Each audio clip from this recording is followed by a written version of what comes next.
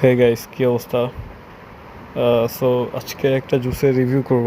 সেটা হচ্ছে sad boy cookie line custard cookie. So এর আগেও একটা স্যাড বয়ের জুসের রিভিউ করেছিলাম।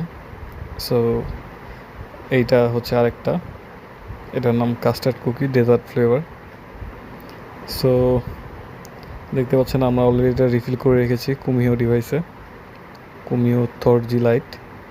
সো ট্রাই করে দেখি।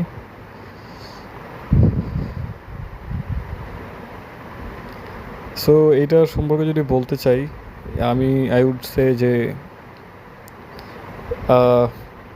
আসলে সব জুস সবসময় যে বেটার ফ্লেভার দিবে বা বেটার এক্সপিরিয়েন্স দিবে বিষয়টা তা না। এটা পার্সোনালি আমার কাছে অত একটা ভালো লাগে নাই।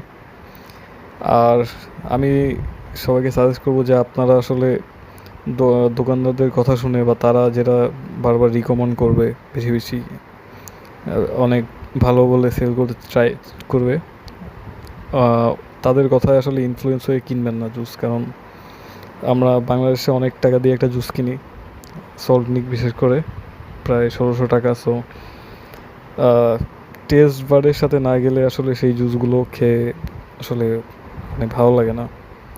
আর নাম দেখেও আসলে কেনা উচিত না। এটার নাম কাস্টার্ড কুকি, বাট আমার কাছে অনেস্টলি এই জুসটা তেমন একটা ভালো লাগে নাই।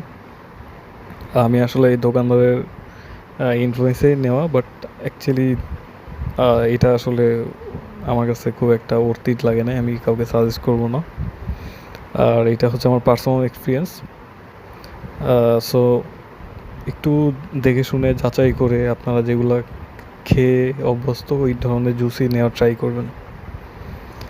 সো আমি যদি এটাকে রেটিং দিই তাহলে ইট উইল বি 4/10, 4 or 3।